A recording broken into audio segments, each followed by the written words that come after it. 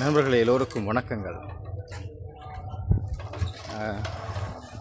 நான் கொக்குவில்ல நிற்கிறேன்.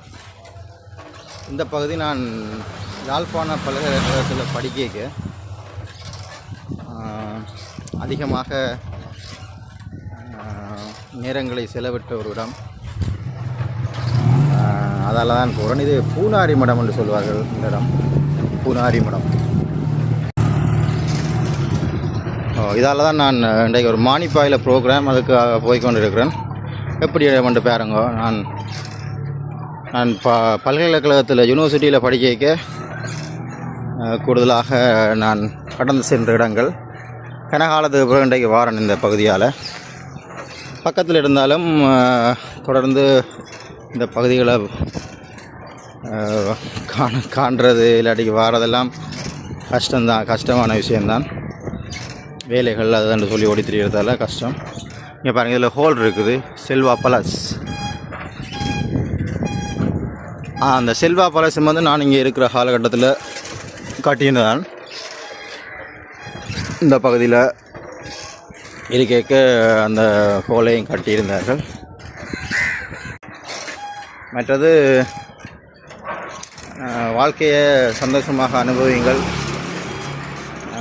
வாழ்கிற இந்த வாழ்க்கை மிகவும் பெருமதியானது. அது ஒவ்வொரு நாளும் சந்தோஷமாக அனுபவிக்கிறோம். இந்த இடங்கள்லாம் நான் நடந்து தெரிஞ்சிருக்கிறேன். நடந்து சைக்கிள் எல்லாம் தெரிஞ்ச இடங்கள்லாம். ஓகே, வாழ்க்கை மிகவும் மிகவும் அற்புதமான ஒரு கொடை மனிதர்களுக்கு. இந்த வீடெலாம் இருந்தது நான் தான் இருக்குது. தொங்கலில் தெரியுது இந்த வீடு, இந்த மாடி வீடு ஒன்று தெரியுது. அதெல்லாம் நான் இருந்தேன். நான் அதில் கொஞ்சம் படிகளாக சேர்ந்துருந்து நாங்கள். அது ஒரு மகிழ்ச்சியான காலகட்டம். அந்த காலகட்டம் நினைச்சு பார்க்கக்கே அந்த நாட்கள் மறக்க முடியாது. ஒன்றாக இருந்து சமைச்சு சாப்பிட்டு வேறு இடங்கள்லாம் சுற்றி திரிஞ்சு அப்படி நாட்களை கழித்த பசுமையான நினைவுகள் ஞாபகம் வருது எனக்கு.